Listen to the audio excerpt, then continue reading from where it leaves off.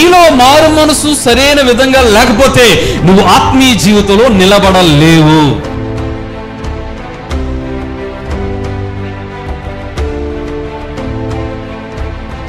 నేనెందుకు దేవుని దర్శనాలు చూడలేకపోతున్నాను? నేనెందుకు దేవునితో మాట్లాడలేకపోతున్నాను?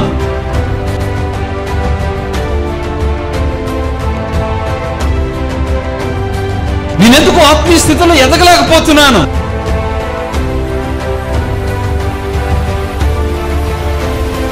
మారు మనసును గూర్చిన సువార్త ఈరోజు సాతాడు ఏం చేశాడు తెలుసా? కప్పివేస్తున్నాడు.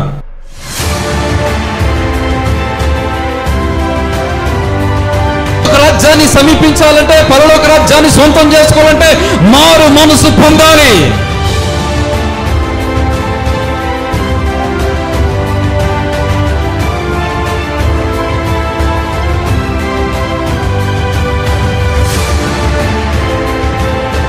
ఒకసారి యెహెజ్కేలు గ్రంథము ప్రారంభం నుండి కొన్ని వాక్యాలు మనం చదువుకున్నాం.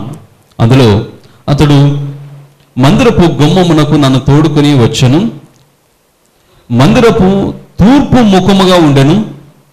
నేను చూడగా మందిరపు గడప కింద నుండి నీళ్లు ఉబికి తూర్పుగా పారుచుండెను. ఆ నీళ్లు బలిపీఠమునకును దక్షిణముగా మందిరపు కుడిపక్కకును కింద నుండి పారుచుండెను. ఈ మందిర గడప నుండి ఒక ప్రవాహం బయలుదేరిందట. అది రాను రాను రాను రాను ఆ ప్రవాహం ఎలా మారిందంటే నదిగా మారింది. యెహెజ్కేలు దర్శనం చూస్తున్నప్పుడు ముందు ప్రారంభించబడింది ఏంటంటే మందిరపు గడప కింద నుంచి చిన్న కాలవ, జస్ట్ ప్రవాహం మాత్రమే అలాగ ప్రవహించింది. ఆ ప్రవాహము ఎలా మారిందంటే ఒక నదిగా మారింది. చూస్తుండగా నదిగా మారింది. ఇప్పుడు దేవుని యొక్క వాక్కు, దేవుని మాటలు యెహెజ్కేలుతో మాట్లాడుతుంది, రమ్మని. యెహెజ్కేలు వస్తున్నప్పుడు తన యొక్క ఆ ప్రవాహములో నడుస్తున్నప్పుడు ఆ లోతులను ఇక్కడ వివరించాడు. ఈరోజు ఆ నదిలో యెహెజ్కేలు నడిచినటువంటి ఈ 4 అనుభవాలు, ఎలాంటి అనుభవములో దేవుడు మనల్ని నడిపిస్తున్నాడు ఆయన మందిరంలో, ఈ ఆత్మీయ జీవితంలో. ఎందుకంటే దేవుడు ప్రవక్తల ద్వారా మాట్లాడిన మాటలు కానీ, ప్రవక్తలకు దేవుడిచ్చిన దర్శనాలు కానీ, ప్రవక్తల ద్వారా దేవుడిచ్చిన ఉపదేశాలు కానీ, అది ప్రతి క్రైస్తవ విశ్వాసికి, సంఘానికి ఉపయోగకరంగా ఉండడానికి, ఆత్మీయ అభివృద్ధిలో మనం నడవడానికి మాత్రమే దేవుడు వాటిని ఉంచాడు. ఏదో మనం చదువుకోవడానికో, చదువుకొని ఇందులో మంచి అర్థం ఉంది, ఇందులో బాగా మంచి మర్మం ఉంది అని ఆ మర్మములు తెలుసుకుని అట్టిపెట్టుకోవడానికి కాదు. తద్వారా మనం ఒక పాఠాన్ని నేర్చుకుని దానిని అనుసరించి నడుచుకునే వారుగా ఈరోజు విశ్వాసం ఉండాలి. ఈ 4 అనుభవాలు, ఈ 4 లోతులు దేనికి సాదృశ్యంగా చూపిస్తున్నాయి? అయితే మొట్టమొదట లోతును మనం చూద్దాం. 47వ అధ్యాయము 3వ వచనం. ఆ మనుషుడు కొలమాను చేత పట్టుకుని తూర్పు మార్గమున బయలుదేరి 1000 మూరలు కొలిచి ఆ నీళ్ళ గుండా నన్ను నడిపింపగా నీళ్లు ఎక్కడి వరకు వచ్చిందట? చీల మండల లోతు ఉండెను. చీల మండలం అంటే మన కాలు, అరికాలు పైన ఉండేటువంటి ఆ భాగాన్ని. ఈ లోతు దేనికి సాదృశ్యం? ఈ చీల మండలపు లోతు దేనికి సాదృశ్యం అంటే మారు మనసుకు సాదృశ్యం. మారు మనసు. శరీరం ఉంది, మనము నడవాలన్నా, అదేవిధంగా నిల్చోవాలన్నా, నిలబడాలన్నా, పరిగెత్తాలన్నా, ఎక్కడికి వెళ్ళాలన్నా మన పాదములు మనకు సహకరిస్తేనే మనం చేయగలం. ఈ పాదములు సహకరించాలంటే ఈ బరువు అంతా కూడా, అనగా సుమారు మనకున్న బరువు ఎంత ఉంటుందని, ఒక్కొక్కరికి 50 కిలోలు, 80 కిలోలు, 100 కిలోలు, 120, చాలా ఈ రోజుల్లో బాధదేగా బరువు ఎక్కువ అవుతుంది. దాన్ని తగ్గించుకోవడానికి నానా క్లినిక్లు వచ్చే అనేక రకాల ప్రయత్నాలు కూడా జరుగుతున్నాయి. ఎంత బరువు ఉన్నా మోయగలిగింది ఏంటి? పాదములు మోయగలుగుతున్నాయి. ఈ పాదములు మోయడానికి కావలసిన శక్తి మూలమైన, అతి మూలమైనటువంటి కారణం ఏంటంటే ఆ చీల మండలం. చూడండి, ఈ చీల మండలం ఎప్పుడైనా ఒక చిన్న వాసన లేకపోతే ఏదైనా బెనికినా మనం నడవలేము, కూర్చోలేము, పరిగెత్తలేము, ఏ పని చేయలేము. అంటే మన శరీరానికి, మనకు ఈ చీల మండలం చాలా ప్రాముఖ్యమైనది. అలాగే ఆత్మీయ జీవితంలో కూడా మనము ఎంత ఎత్తుకు ఎదగాలన్నా ప్రారంభము ఎక్కడి నుంచి ప్రారంభించబడాలి? మారు మనసు స్ట్రాంగ్గా ఉండాలి. నీలో మారు మనసు సరైన విధంగా లేకపోతే నువ్వు ఆత్మీయ జీవితంలో నిలబడలేవు. చాలా మంది ఈరోజు ఒక పెద్ద ప్రశ్నలు ఏంటి తెలుసా? నా జీవితంలో ఎందుకు అద్భుతాలు జరగటం లేదు? నేనెందుకు పరిశుద్ధాత్మ అభిషేకాన్ని పొందుకోలేకపోతున్నాను? నేనెందుకు దేవుని దర్శనాలు చూడలేకపోతున్నాను? నేనెందుకు దేవునితో మాట్లాడలేకపోతున్నాను? నేనెందుకు ఆత్మీయ స్థితిలో ఎదగలేకపోతున్నాను? అంటే చాలా మంది ఈరోజు అసలైన దానిని పక్కన పెడుతున్నారు. ఈ మానవ శరీరానికి, ఈ బరువును మోయడానికి, పరిగెత్తడానికి, నిలవడానికి, మన పనులు మనం చేసుకోవడానికి ఈ చీలమండలం ఎంత అవసరమో, ఆత్మీయ జీవితానికి ప్రతి క్రైస్తవునికి కూడా మారు మనసు అంత అవసరమైనది. ఎంత ఎత్తుకు ఎదగాలన్నా మారు మనసు ఒక పునాది లాంటిది. పునాది. అసలు బైబిల్ గ్రంథము కొత్త నిబంధన కాలము ప్రారంభంలో బాప్తీసమిచ్చి యోహాను గాని, యేసు ప్రభు వారి గాని ఈ భూలోకములోనికి వచ్చినప్పుడు మొట్టమొదటి సువార్త ఏంటో తెలుసా? ఇదిగో పరలోక రాజ్యము సమీపించున్నది, అందరూ మారు మనసు పొందండి. మొదటి సువార్త అది. ఈరోజు సువార్త స్ట్రాంగ్ గాస్పెల్ వచ్చేస్తుందండి. మారు మనసు పక్క తీసి పడేశారు. బ్లెస్సింగ్స్, ఆశీర్వాదాలు, దీవెనలు నీకు ఇప్పుడే కలిగిపోతాయి, ఇప్పుడే ఇవన్నీ వస్తాయి, ఇప్పుడు ఇవన్నీ నీ జీవితంలో. అంటే మారు మనసును గూర్చిన సువార్త ఈరోజు సాతాడు ఏం చేశాడు తెలుసా? కప్పివేస్తున్నాడు. నీకు మార్పు అవసరం లేదు, మారు మనసుతో అవసరం లేదు. దేవునికి దీవెనలు రావాలన్నా, నువ్వు దేవుని ఎదగాలన్నా, దేవుని ఆశీర్వాదాలు పొందాలన్నా మారు మనసుతో నీకు పని లేదు. దేవుని కృప నీతో ఉంటే చాలు. ఎలాంటి గాస్పల్స్ ఈరోజు భయంకరంగా ఈ భూమి మీద, ఈ లోకంలో విస్తరిస్తున్నాయండి. అసలు బైబిల్ ప్రారంభంలో యోహాను చెప్పిన ప్రసంగం ఏంటి? అరణ్యంలో ఒక కేక వినబడుతుంది. యోహాను చెప్పినటువంటి మొదటి సువార్త ఏంటి? పరలోక రాజ్యాన్ని సమీపించాలంటే, పరలోక రాజ్యాన్ని సొంతం చేసుకోవాలంటే మారు మనసు పొందాలి. ఇక్కడున్న వారు మన అందరం కూడా చాలా మంది మారు మనసు పొందొచ్చిన వాళ్ళే కదండి. మారు మనసు అంటే మనసు మారడం, మనిషి మారడం. మారాలి. ఎలాంటి వ్యక్తికైనా మార్పు ఉంటుంది. అది ఎటువంటి వ్యక్తి అయినా కావచ్చు. మార్పు సహజం. చాలా మంది అనుకుంటారు కదా, ఇంకా మారారండి వీళ్ళలో, ఈ మనసు మారదండి, కఠినమండి, ఈయన మారడండి అని అనుకుంటాం. లేదండి, ప్రతి వ్యక్తికి మార్పు ఉంటుంది. ప్రతి వ్యక్తిలో మార్పు దేవుడు ఇవ్వగలడు. నూతన మనసును ఇవ్వగలడు. నూతన రూపాంతరాన్ని దేవుడు ఇవ్వగలిగిన వాడు. అయితే ఈ మారు మనసులో రెండు రకాల మారు మనసులు ఉంటాయి. బైబిల్ గ్రంథంలో ఇద్దరు వ్యక్తులు మీకు చూపిస్తాను. ఒకటి సీమోను, గారడి వాడైన సీమోను. అతడు మారు మనసు పొందాడు, బాప్తిసం తీసుకున్నాడు. అపోస్తుల కార్యాల గ్రంథము మనం చూసినట్లయితే 8వ అధ్యాయము 21 నుంచి 23 వచ్చిన వరకు మనం చూసినట్లయితే, ఆ పై వాక్యంలో చూసినట్లయితే గారడి సీమోను బాప్తిసం తీసుకున్నాడు. అంటే మారు మనసు పొందితే కదా బాప్తిసం, అంతే కదా. ఇప్పుడు సేవకుడు బాప్తిసం ఇవ్వాలంటే మొట్టమొదటి నీకు కావాల్సిన అర్హత ఏంటి? మారు మనసు. మారు మనసు నీలో ఉంటేనే బాప్తిసం ఇవ్వబడుతుంది. మరి పేతురు యోహాను చెప్పినటువంటి మాటలు ఆకర్షించబడ్డాడు, వాక్యాన్ని విన్నాడు, బాప్తిసం తీసుకున్నాడు, అంతా బాగానుంది. ఒకరోజు కడమ అపోస్తులు అనగా పేతురు యోహాను అనేకుల మీద చేయించుతున్నప్పుడు వారి పరిశుద్ధాత్మని వరాన్ని పొందుకున్నారు. ఇది చూశాడు, అయ్యో ఇదేదో బాగుంది, ఇది నాకు కూడా వస్తే బాగుంటుందని కొంత ధనాన్ని తీసుకెళ్లి పేతురు యోహాను మీద ఉంచి, అయ్యా నేను కూడా మీ వలె వారి మీద చేతులుంచినప్పుడు వారు కూడా ఆత్మను పొందుకునే వరం నాకు దయచేయండి, ఎంత కావాలంటే అంత ఇస్తాను మీకు. అప్పుడు అర్థమైంది, బాప్తిజం తీసుకున్నాడు, సంఘంలో చేర్చబడ్డాడు, సంఘంలో అన్ని పరిచర్లో ఉన్నాడు, కానీ అతనికి లేనటువంటిది అనగా అతని స్ట్రాంగ్ పునాది అనేది అతనిలో లేదు. పేతురు మాట్లాడుతున్న మాట, మారు మనసు పొందుకొని దేవుని వేడుకో. నీ హృదయ కాఠిన్యం, నీ హృదయంలో ఇంకా మాలిన్యం ఉంది. నువ్వు మారావనుకుంటున్నావు కానీ మారలేదు. మనిషి మారుతాడు. యాకోబు మారాడు.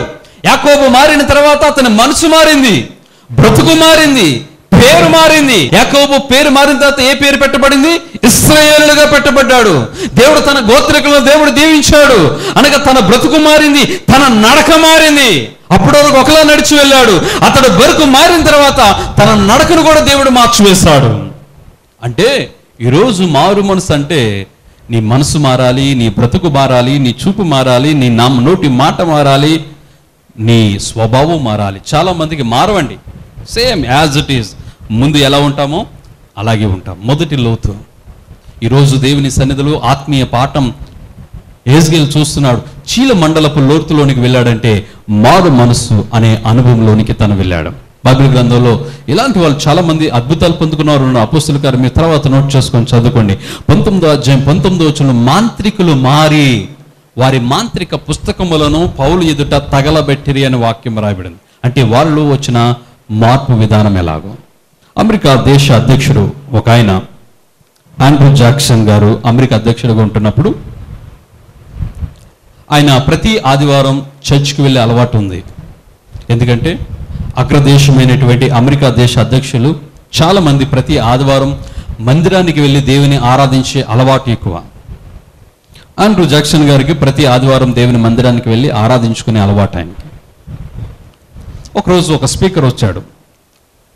పీటర్ కార్పొరేట్ అని ఒక ఆయన స్పీకరు ఆ రోజు వాక్యం అందించడానికి పిలువబడ్డాడు. ఆయన పిలువబడిన తర్వాత పక్కనే ఒక రూమ్ ఉంటుంది. ఆ రూమ్లో ఆయన సిద్ధపడుతున్నప్పుడు ఆ సంఘములో ఉన్నటువంటి కొంతమంది పెద్దవాళ్ళు అక్కడున్న సేవకులు ఆయన దగ్గరికి వెళ్ళి చెప్పారట, సార్ మన చర్చ్కి చాలా విఐపీలు వస్తారు, చాలా ప్రాముఖ్యంగా ప్రెసిడెంట్ మన దగ్గరికి వస్తున్నాడు, కాబట్టి మీరు చెప్పే వాక్యము చాలా చక్కగా చెప్పాలి, ఎవరికి నచ్చుకోకూడదు, ఎవరు మనసు గాయపడకూడదు, చాలా సున్నితంగా చెప్పాలి మీరు. ఎందుకంటే మీరు మా చర్చికి రావడం కొత్త కాబట్టి వాళ్ళు హ్యాపీగా రావాలి, హ్యాపీగా వెళ్ళాలి. ఎక్కడ కూడా మీరు చాలా జాగ్రత్తగా చెప్పాలి, ఎందుకంటే అక్కడ ప్రెసిడెంట్ గారు ఉంటారు. సో చాలా జాగ్రత్త. అలాగేనండి, పర్లేదు అయ్యా, నాకు తెలుసు కదా, చెప్పారు కదా, నేను అలా వాక్యం చెప్తున్నాడు. ఓకే, ఆయన పిలువబడ్డాడు, మైక్ తీసుకున్నాడు, వాక్యాన్ని ప్రారంభించాడు. ఆ రోజు ఆయన ఎన్నుకున్న అంశం కూడా ఇదే, మారు మనసే. సో మారు మనసుకు తగిన ఫలమును ఫలించుడి అనే వాక్యం మీద ఆయన ప్రసంగిస్తున్నాడు. ఆత్మ నింపబడ్డాడు. ఆత్మ నింపబడి ఆయన ఏమన్నాడు తెలుసా, ఈరోజు ఇక్కడున్నవారు మారు మనసు లేకపోతే ఎవరు పరలోక రాజ్యానికి వెళ్ళరు, నరకంలోనికి వెళ్ళిపోతారు, నిత్య నరకంలోనికి వెళ్ళిపోతారు. అది ఎంతటి వారైనా కావచ్చు, నువ్వు ఎంతటి వాడువైనా కావచ్చు, పెద్ద అధికారువైనా కావచ్చు, ఉన్నవాడువైనా కావచ్చు, కోట్లాధికారువైనా కావచ్చు, ఆఖరికి ఈ దేశానికి ప్రెసిడెంట్ అయినా కావచ్చు, నీకు మారు మనసు లేకపోతే పరలోక రాజ్యం లేదు అన్నాడట. అంతే, అందరూ అవుట్. సంఘంలో ఉన్న పెద్దలు, పాస్టర్స్, అక్కడ ఉన్నవారందరూ అయిపోయింది మన పని, ఈయనకి ఏం చెప్పామో అదే చెప్పాడన్నాడు. ప్రసంగం అయిపోయింది, ఆల్టర్ కాల్ ఇచ్చాడు. సో ఈరోజు ఈ చెప్పిన అంశంలో ఎవరైనా ఈ రోజే ప్రభువా ఇప్పటి వరకు మారు మనసు అనుభవం లేకుండా నీ సన్నిధిలో ఎదిగి ఉండొచ్చు, కాబట్టి ఈ రోజు నుంచి ఆ పద్ధతి కాకుండా నీలో నూతన జీవితాన్ని జీవిస్తానని ఎవరైనా మార్పు కలిగిన వారు ఉంటే ముందుకొచ్చి మోకరించండి, మీకోసం నేను ప్రార్థిస్తానని ఆయన ఆల్టర్ కాల్ ఇస్తున్నప్పుడు మొట్టమొదట లేచి మోకరించింది ఎవరో తెలుసా, అమెరికా అధ్యక్షుడు ఆండ్రూ జాక్సన్. చప్పట్లు కొట్టి దేవుని నామాన్ని ఆరాధిద్దాం. హల్లెలూయా. ఒకవేళ ఆ రోజు ఆయన ఖచ్చితమైన వాక్యము చెప్పి ఉండకపోతే ఆయన మారు మనసు లేకుండానే నరకానికి వెళ్ళిపోయేవాడేమో. ఈరోజు దేవుని వాక్యం చాలా వరకు మనం ఏం చేస్తున్నామంటే కప్పేస్తున్నాం, దేవుని వాక్యాన్ని అణిచివేస్తున్నాం, దేవుని వాక్యము బయటికి రాకుండా పక్కకు తీసేస్తున్నాం. అందరూ అనుకున్నారు, ఆశ్చర్యపోయారు, అయ్యా ఈ రోజు నుంచి సంఘంలో ఆత్మీయ వాతావరణం పెరిగింది, అనేకమైనటువంటి ఆత్మ సంబంధమైన ఆశీర్వాదాలతో నింపబడ్డాయి. సో మొదటి లోతు అనుభవం. రెండో లోతు అనుభవంలోనికి వెళ్దాం. 47వ అధ్యాయం, ఈ బాగా నల్లగబెట్టుకుని ఉండండి, యెహెజ్కేలు గ్రంథం 47వ అధ్యాయము 4వ వచనం. ఆయన మరి 1000 మూరలు కొలిచి నీళ్ల గుండా నన్ను నడిపింపగా నీళ్లు మోకాళ్ళ లోతు ఉండెను. ఇక్కడ రెండవ లోతు ఏంటట, మళ్ళా కొంచెం దూరం వెళ్ళాడు. కొద్ది దూరం వెళ్ళగానే అక్కడ మరొక లోతు వచ్చింది. ఎంత లోతు అది? మోకాల లోతు. మోకాల లోతు అంటే మోకాల ప్రార్థనకు సాదృశ్యం. ప్రార్థనకు సాదృశ్యం. ప్రార్థన అనగా మారు మనసు అవగానే జరగవలసిన క్రియ ఏంటి చెప్పాలి? ప్రార్థన. పౌలు సౌలుగా ఉన్నప్పుడు అతడు మారు మనసు పొందాడు. దేవుని యొక్క ముఖ దర్శనాన్ని చూడగానే అతడు మారు మనసు పొందిన వెంటనే ఏం చేశాడట? ప్రార్థించుచుండును అని రాయబడింది. అంటే పౌలు ప్రార్థిస్తున్నాడు. మారు మనసు అనుభవం తనలో రాగానే రెండవ కార్యం ఏంటి? ప్రార్థనా జీవితం. అది మోకాల ప్రార్థనా జీవితం. ఇప్పుడు ప్రార్థన అనుభవం అంటే ప్రార్థించే అనుభవం నీలో ఉంటే కదిలించబడిని బండగా నీవు ఉంటావు. ప్రార్థన లేని పాపం. పాపం అంటే ఏమీ లేదని, నువ్వు నరహత్యలు చేయడమో, లేకపోతే వేరే వేరే అపకారాలు చేయడమే కాదు, ప్రార్థన లేమే పాపం, ప్రార్థన చేయకపోవడం పాపం. చాలా మంది మారు మనసు పొందుతారు, గుడ్, మొట్టమొదట చీలమండల అనుభవంలో రైట్, బాగా అనుభవంలోకి వచ్చేస్తారు, బాగుంది. ఈ రెండో అనుభవంలో చాలా మంది ఫెయిల్ అవుతున్నారు, ప్రార్థన లేకపోవడం. నీ జీవితంలో ఎంత అనుభవాలు ఉన్నా, ఎంత పరిచర్య ఉన్నా, ఎంత గొప్ప కార్యాలు చేసినా ప్రార్థన అనేది లేకపోవడం. ఈరోజు చాలా మంది జీవితంలో సాతాడు ఏం చేస్తున్నాడో తెలుసా? ప్రార్థన, వ్యక్తిగతమైన ప్రార్థన నీలో లేకుండా, విజ్ఞాపన ప్రార్థన నీలో లేకుండా వాడు దాని నుంచి దూరం చేస్తుంటాడు. ఈరోజు క్రైస్తవ విశ్వాస జీవితంలో మన ప్రార్థనా అనుభవం మారాలి. మన ప్రార్థనా అనుభవం మారాలి. ఎలా మారాలి మన ప్రార్థనా అనుభవం? దీవించు అనే మాట నుండి దీవించు దేవుని సన్నిధి కొరకు ప్రార్థించే అనుభవంలోకి రావాలట. దుప్పి నీటి వాగుల కొరకు ఆశపడుచున్నట్లు, దేవా నీ కొరకు నా ప్రాణము ఆశపడుచున్నది. దేని కొరకు? యెహోవా మందిరమును చూడవలనని, యెహోవా సన్నిధికి వెళ్ళనని ఒక ఆశ. అంటే ఈరోజు నీ ప్రార్థన దీవెనల కొరకు కాక దీవించు దేవుని సన్నిధికి ప్రార్థించాలి. నాకు దేవుని సన్నిధి కావాలి అంటున్నాడు కదా దావీదు మహారాజు, ప్రార్థిస్తున్నాడు. నాకు ఒక దేవుడు ఒక వరం ఇస్తే నేను దేవుని యొద్ద ఒక వరం అడుగుతున్నాను. ఏమిటి వరం అంటే, నా జీవితకాలం అంతా యెహోవా మందిరంలో ఉండాలి, దేవుని యొక్క ప్రత్యక్షత నిన్ను చూడాలి. అది నా ఆశ, అది నా వరము. రెండవది, శరీర సంబంధమైన దానిలోంచి ఆత్మ సంబంధమైన వాటి కొరకు ప్రార్థించే అనుభవంలోనికి రావాలి క్రైస్తవుడు. ఎప్పుడు చూసినా మన ప్రార్థన ఒక కిరాణా చీటి రాసిస్తాం దేవునికి, ఇది కావాలి, అది కావాలి, ఇది కావాలి, అది కావాలి, అంటే ఎప్పుడు చూసిన ఇదే ప్రార్థన. ఆత్మ సంబంధమైన ప్రార్థన అనుభవం ఉందా? శరీర సంబంధమైన దానిలో నుంచి ఆత్మ సంబంధమైన ప్రార్థనలోనికి మనం రావాలి. కొలస్సీలు రాసిన పత్రిక 3వ అధ్యాయం 1వ వచనంలో రాయబడింది కదా, మీరు భూ సంబంధమైన వాటివి కాక పైనున్న వాటిని చూడండి, పైనున్న వాటిని వెతకండి. అవి దొరికితే, వాటిని చూస్తే ఈ భూ సంబంధమైనవన్నీ మీకు దొరుకుతాయి. పర సంబంధమైనవి మనం వెతికినట్లయితే ఈ భౌతిక సంబంధమైన ఆశీర్వాదాలన్నీ దేవుడు మీకు ఇస్తాడు. వాటిని పక్కన పెడుతున్నాం మనం. ఈరోజు మన ప్రార్థన మారాలి, మన ప్రార్థన. ప్రియుడా, నువ్వు ఆత్మలో వర్ధులు చిన్న ప్రకారము నువ్వు అన్ని విషయంలో వర్ధులతో సౌఖ్యముగా నువ్వు జీవింపు చేయాలని ప్రార్థిస్తున్నాను వాక్యం రాయబడి. అంతే మన ప్రార్థన అనుభవం దీవించు దేవుని సన్నిధి కొరకు. అదేవిధంగా భూ సంబంధమైన వాటికి పర సంబంధమైన వాటి కొరకు ప్రార్థించాలి. ఆచారమైన భక్తిలో నుంచి ఆత్మీయకరమైన భక్తి కొరకు రావాలని మనం ప్రార్థించాలి. మన ప్రార్థన అనుభవం ఎలా ఉండాలంటే ఆచారంతో కూడినగా మనం ఉండకూడదు. చూడండి, పరిసయ్యుడు సుంకరుడు ఇద్దరు జీవితాలు మనం చూసినట్లయితే పరిసయ్యుడు భక్తి ఉంది, సుంకరి భక్తి ఉంది. ఇద్దరు భక్తి రైట్, బాగానే ఉంది. కానీ పరిసయ్యుని భక్తి ఎలాంటిది? ఆచారం. ఏదో ధర్మశాస్త్రం చెప్పింది కరెక్ట్గా చేయగలుగుతున్నాడు, కానీ ఆచరణతో కూడిన భక్తి సుంకరు జీవితంలో ఉంది. సుంకరు దేవుని వాక్యాన్ని అనుగుణంగా నడుస్తున్నాడు, ఆచరణ కలిగి ఉన్నాడు. కాబట్టి ఆ అనుభవంలోనికి మనం రావాలి.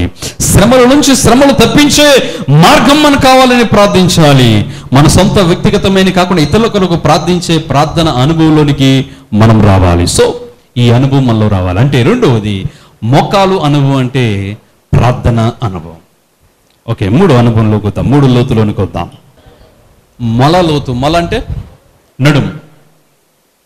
నడుము లోతు. ఇది దేవుని వాక్యానికి సాదృశ్యంగా చూపిస్తుంది. వాక్య అనుభవానికి. ఎందుకు నడుము, మోకాలు, మొలలోతును వాక్యానికి సాదృశ్యంగా మనం చూపిస్తున్నామంటే ఒక 2 రిఫరెన్స్లు మీకు చూపిస్తాను, చదవండి చక్కగా. నడుము అనేది ఎప్పుడు కూడా, నడుము చాలా స్ట్రాంగ్. నడుముకు మీ మనస్సును కట్టుకునుడి అని వాక్యం రాయబడింది. మన మనసును దేని కట్టుకోమన్నాడు? నడుము మన శరీర భాగాలు చాలా స్ట్రాంగ్. మనం నిలబడాలన్నా, పని చేసుకోవాలన్నా, కూర్చోవాలన్నా నడుము బలముగా ఉంటేనే ఏదైనా చేయగలం. ఎపిసిల్ రాసిన పత్రిక 5వ అధ్యాయము 17వ వచనంలో చూసినట్లయితే ఆత్మీయ ఖడ్గము అనే వాక్యమును మీరు ధరించుకోండి అంటాడు అపోస్తలుడైన పౌలు. ఎఫెసు సంఘానికి మీరు సర్వాంగ కవచమును ధరించుకోండి అనే మాట రాస్తూ, మీరు ఆత్మీయ ఖడ్గం అనే వాక్యమును మీరు పట్టుకోండి. ఖడ్గం, ఈ ఖడ్గాన్ని దేనికి ధరించుకోవాలి? నడుమునకు మనం ధరించుకోవాలి. ఖడ్గం ఎప్పుడు ఎక్కడ ఉంటుంది? నడుముకు ఉంటుంది. రాజులు చూడండి, పోరాట యోధులు చూడండి, అదేవిధంగా ప్రజెంట్ ఇప్పుడున్నటువంటి పిస్టల్స్ వచ్చినాయి, అవి కూడా ఎక్కడ పెట్టుకుంటారు? వాళ్ళు నడుము దగ్గర పెట్టుకుంటారు. అంటే ఈ నడుమునకు కట్టుకోవాలి వాక్యము.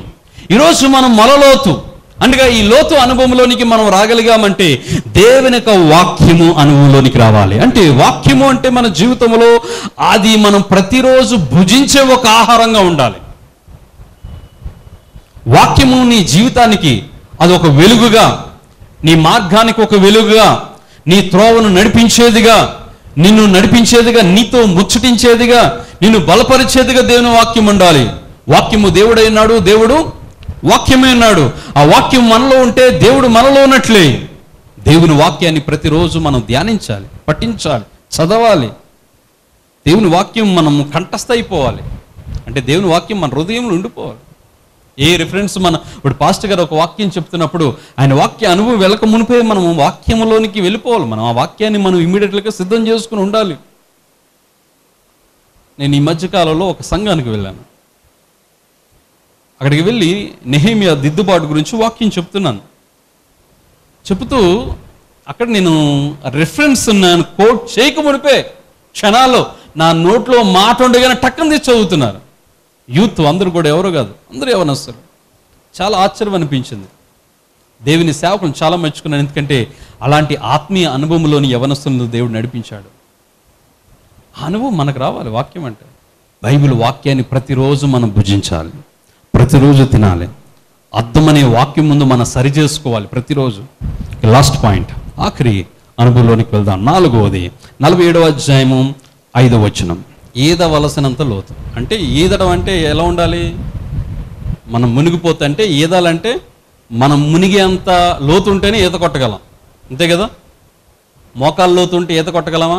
కొట్టలేం. నడుము లోతున్నా ఈత కొట్టలేం. మనం మునిగిపోయే లోతు ఉంటేనే ఈత కొట్టగలం. ఇది పరిశుద్ధాత్మ అనుభవానికి గుర్తు. ప్రారంభంలోనే పరిశుద్ధాత్మ కాదు, ఈ అనుభవంలో నుంచి నువ్వు రావాలి. మారు మనసు రావాలి, ప్రార్థన మోకాలు ప్రార్థన అనుభవం రావాలి, వాక్య అనుభవం రావాలి. ఇప్పుడు పరిశుద్ధాత్మ అనే అనుభవంలోనికి నువ్వు ప్రవేశిస్తావు. పరిశుద్ధాత్మ అనుభవం, పరిశుద్ధాత్మ నిన్ను సర్వసత్యంలోనికి నడిపిస్తుంది. పరిశుద్ధాత్మ అభిషేకం అంత దినాల్లో ప్రతి వారికి కావాలి. చాలా మంది ఈ అనుభవాలు ఓకే రైట్, మారు మనసు అనుభవంలోనికి వస్తున్నారు, మొక్కలోనే ప్రార్థన అనుభవంలోనికి వస్తున్నారు, మొలనే వాక్య అనుభవంలోనికి వస్తున్నారు. కానీ పరిశుద్ధాత్మ అనే అభిషేకం ఆత్మను పొందుకునే అనుభవంలో ఇంకా దూరంగా ఉంటున్నా. ఈత వలసినటువంటి లోతు అంటే చాలా మంది చూడండి, ఇక్కడ మోకాళ్ళ లోతులోంచి నడిచి వెళ్ళిపోవడం ఈజీయే నదిలో, అంతే కదా?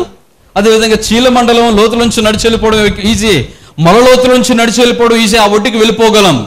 ఈత వలసిన ఆ లోతు ఉన్నప్పుడు ఆ ఈత నేర్పరగలిగిన వాడు, ఈత వచ్చిన వాడు మాత్రమే అవతల ఒడ్డుకి వెళ్ళగలడు, మిగతా వాడు వెళ్ళలేడు.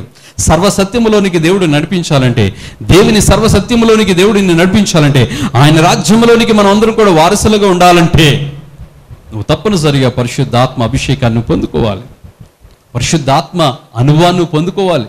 బైబిల్ గ్రంథంలో ఈ అనుభవాలు రాగానే వారి పరిశుద్ధాత్మను పొందుకున్నారట. అపోస్తుల కార్యాలు 4వ అధ్యాయం 31వ వచనంలో చూసినట్లయితే పేతురు, యోహాను కడమ అపోస్తులు ఆదిమ క్రైస్తవ సంఘములో మారు మనసు పొంది ప్రార్థించి వారి వాక్యము చెప్పగానే వాక్యము చేత వారి హృదయములు ప్రబలను, అక్కడికి భూమి కంపించింది, అనేకులు పరిశుద్ధాత్మను వారు పొందుకున్నారు. ఈ అనుభవంలో మనం అందరం నింపబడాలి. ఈ అనుభవంలోనికి వచ్చిన తర్వాత కిందన రెండో అంశం ఉంది, రెండో పార్ట్ ఉంది. ఆ రెండో పార్ట్లో అనేకమైన దీవులు దేవుడు ఇచ్చాడు. యెహెజ్కేలు గ్రంథము 47వ అధ్యాయము 8వ వచనం 12వ వచనం, సముద్రపు నీళ్లు మంచివి అయినట్లుగా 12వ వచనంలో గొప్ప ఆశీర్వాదాలు దీవులు మన జీవితంలో దేవుడు ఎలా నింపనై ఉన్నాడో ఈ వాక్యాలన్నీ కూడా ఇందులో కోట్ చేయబడ్డాయి.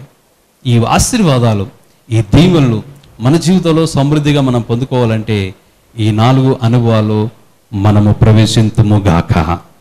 ఆమేన్, హల్లెలూయా. మారు మనసు, నిజమైన మారు మనసు మనం కలిగి ఉందాం. ప్రార్థన, మోకాళ్ళ ప్రార్థన, మన ఆత్మీయ జీవితంలో మన ప్రార్థన అనుభవం మార్చుకోవాలి, మన ప్రార్థన పద్ధతులు మారాలి. 3వది, వాక్యాన్ని అంటుపట్టబడి ఉండాలి. వాక్యం అని ఉదక స్నానం మనలో ఉండాలి. వాక్యము సమృద్ధిగా మన హృదయంలో నివసింపచేయాలి. పరిశుద్ధాత్మ అనే వరాన్ని కలిగి ఉండాలి.